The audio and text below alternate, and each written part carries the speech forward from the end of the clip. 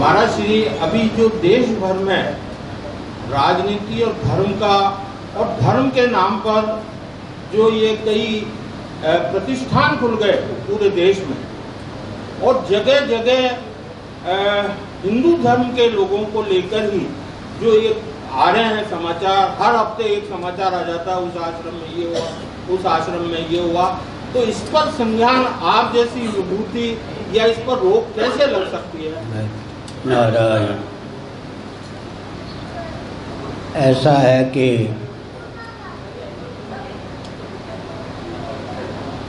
सुनिए,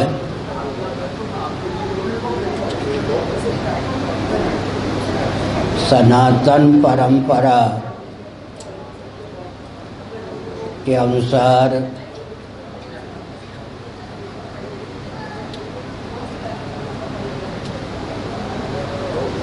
संत महात्मा प्रायः लुप्त हो गए हैं। अंग्रेजों की यह कूटनीति थी कि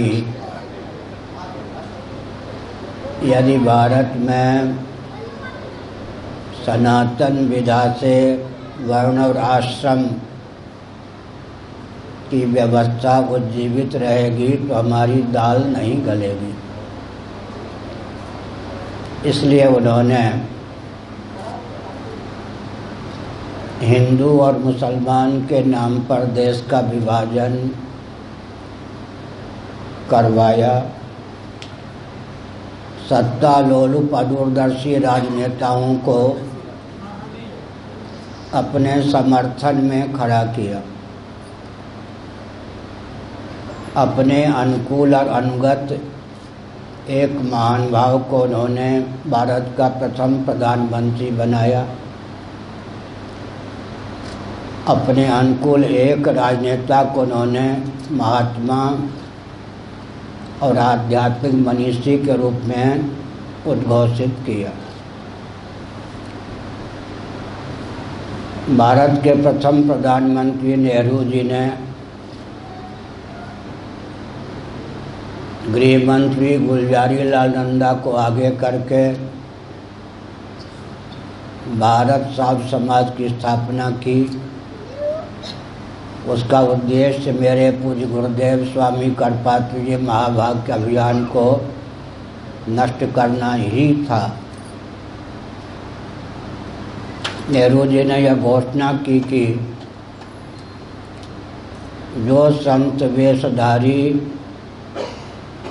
भारत साध समाज की सदस्यता नहीं स्वीकार करेंगे वे भिखारी उद्घोषित होंगे और जेल के शिकंजे में बंद रहेंगे। जो संत वेशधारी नेहरू जी की संस्था के अनुगत हो गए उन्हें ट्रेन आदि में यात्रा करने के लिए पास आदि की व्यवस्था सुविधा की गई। पुरुषोत्तम दास टंडन जी ने नेहरू जी से कहा कि मलाई चाटने वाले नकली मजनू के समान वेशधारी संत धर्माचार्य बन के घूमेंगे, असली संत जेल के शिकंजे में बंद होंगे। नेहरू जी ने संतों को जेल में तो नहीं डाला, लेकिन ऐसा कुचक्र चलाया अंग्रेजों की प्रेरणा से। दो चार महानुभावों को छोड़कर समस्त ख्याति प्राप्त संत भारत साध समाज के प्रचारक अर्थात कांग्रेस के वोट के एजेंट बन गए।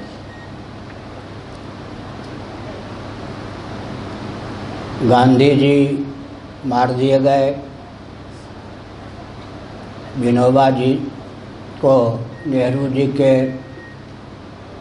चले जाने के बाद गांधी जी का उत्तराधिकारी आध्यात्मिक मनीषी के रूप में घोषित किया गया। कालक्रम से विनोबा जी भी चल बसे। उसके बाद अघोषित लेकिन भाजपा, कांग्रेस, सपा, बसपा, बीजेडी, लालू यादव जी की पार्टी,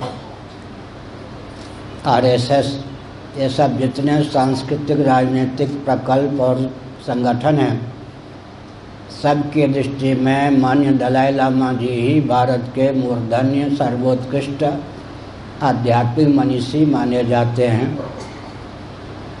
माननीय दलाई लामा जी से हमारा अच्छा संपर्क है। उन्होंने जो अपने हस्ताक्षर के सहित मुझे कई पृष्ठों का पत्र दिया वो भी बहुत ही महत्वपूर्ण है। मैंने जो उत्तर दिया वो भी महत्वपूर्ण है, लेकिन उन्हें नोबेल पुरस्कार दिलाने में अमेरिका का हाथ रहा है। और दलाई लामा जी का पहला वाक्य होता है कि वो हिंदू नहीं है। वो कहते मैं हिंदू नहीं। यह भी एक अंग्रेज़ों की कूटनीति है, जबकि बौद्धों के धर्म ग्रंथों में लिखा है कि बुद्ध का अवतार ब्राह्मण या क्षत्रिय कुल में ही होता है। परंपरा प्राप्त ब्राह्मण या क्षत्रिय कुल में ही बुद्ध का अवतार होता है। भगवान विष्णु ने ब्राह्मण कुल में बौद्धावतार ग्रहण किया। बौद्धावतार हम लोग संकल्प में पढ़ते हैं। और नेपाल की तराई में बुद्ध ने क्षत्रिय कुल में जन्म लिया। तथापि दलाई लामा जी कहते हैं कि वो हिंदू नहीं है। उनके अनुयायी भी अपने को हिंदू नहीं मानते। अशोक सिंघल जी मेरे बहुत लाडले प्यारे थे। लगभग 70 बार मेरे पास आए होंगे।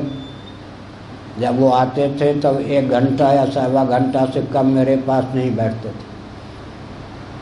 उन्होंने भारत साहब समाज का अंधानुकरण किया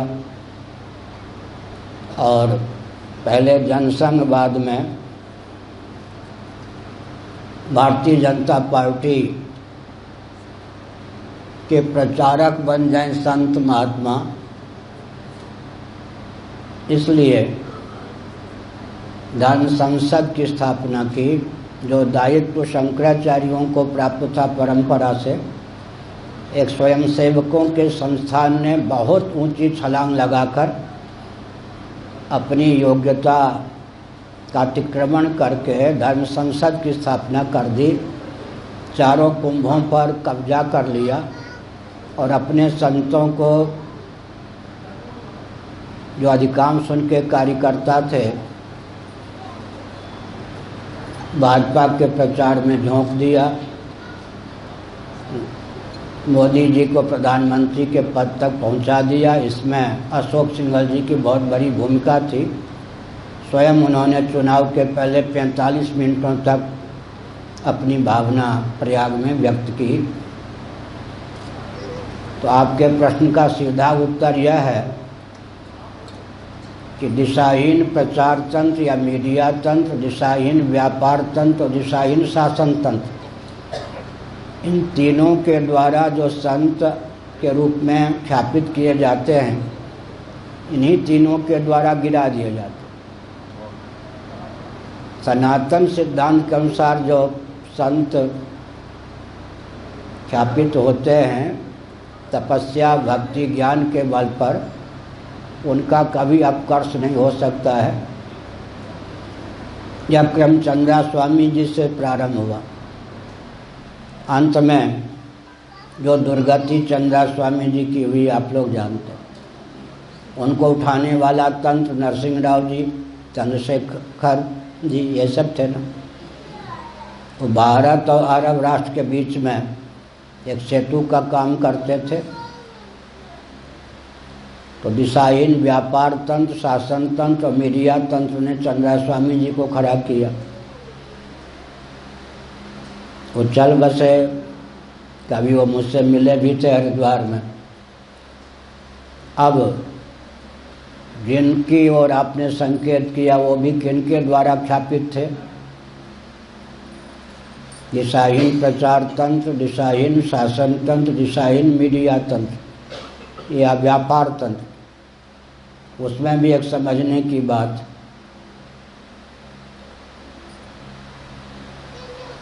आंध्र में एक साईं बाबा हुए नए,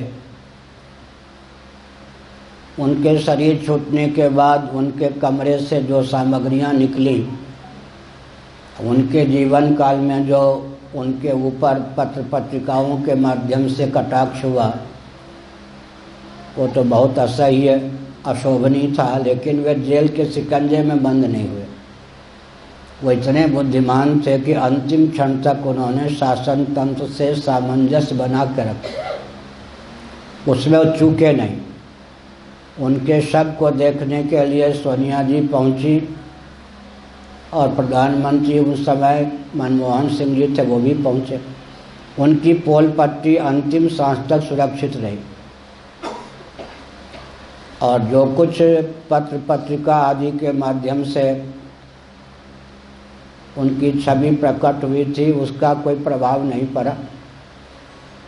इससे यह भी निष्कर्ष निकलता है कि व्यक्ति का स्तर कितना भी नीचा या ऊपर ही क्यों न हो, अगर वो अंतिम समय तक शासन तंत्र से सामंजस्य चाहे व्यापार को लेकर ही थाम के रखता है, तो कल कुशल मर जाता है, शरीर छोड़ता है। जो लोग बदनाम हो गए वो अगर इससे भी अधिक बदनामी के काम करते तो बदनाम नहीं होते। कदाचित उन्होंने शासन तंत्र से व्यापारिक धरातल पर सामंजस्य साधने में चूक न की होती। सीधी बात है, उत्तर आपका को मिल गए।